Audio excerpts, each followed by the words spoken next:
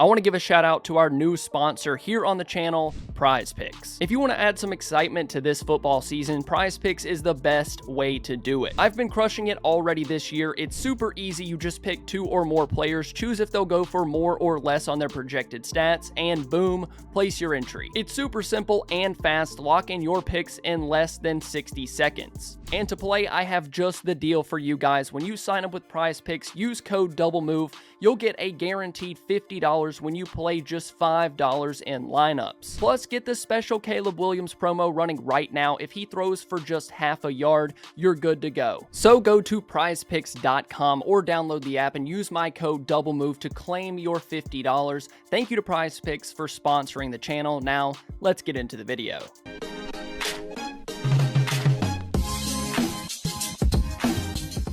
Guys, Mazi Smith, the Cowboys' first-round pick in 2023, that has struggled at times throughout his career, was the highest-graded player in the Cowboys versus Giants game. Not the highest-graded defensive lineman, not the highest-graded defender, not even the highest-graded player on the Cowboys. He was the highest-graded player on the field. So the question today is, what did Mazi Smith figure out against New York, and can he continue that going forward? Because a huge jump from Mazi would do wonders for this Cowboys run defense. So let's look at the film. So I watched all 25 of Mazi snaps on Sunday. 12 of those were run plays. The other 13 were him rushing the passer. Let's start with the ground game because that was the most notable change from the Ravens and Saints game when the Cowboys got absolutely gashed. The Giants had 1.1 yards per carry in this game and the run defense was much improved. The Giants ran the ball about 22 times with their backs. This is the play that we've been dying to see from Mazi. The power, the hand usage, the leg drive, all of it on this 1st and 10 run.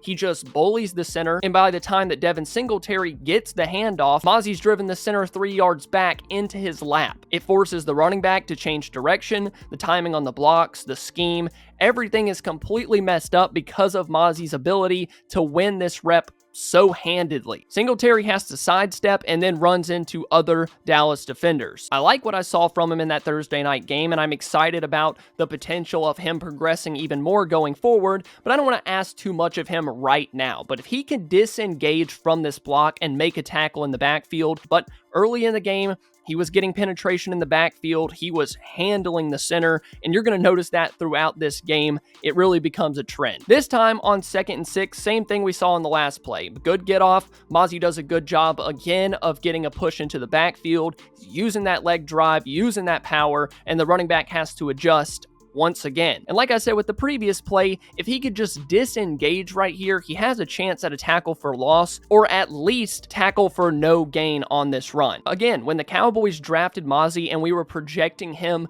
being a player in this Cowboys defense, we were projecting him as a run-stopping defensive tackle, somebody that could use power, eat up space, move blockers, keep them from getting to the second level, not getting blown 5 yards off the ball like we've seen from some of these Cowboys defensive tackles. So in this game, it was good to see him using that leverage, using the athleticism that we saw before the Cowboys drafted him. We'll get to a pass rush play in a bit, but for Mazi, a lot of his really good work was in the ground game. On this play, he's going to split a double team block, but it's the subtle stuff that makes a huge difference. The center and left guard are trying to work a double team. The center is going to try to climb up to the second level and get a block on Kendricks. But watch what Mazi does with his hands. Once he makes contact, he's able to torque the center enough to get him out of position, and he stays on the center's block long enough to where the center can't get to that second level and make a block on Kendricks. Kendrick is able to fill that gap while Mazi splits the double team and gets in the backfield for a no gain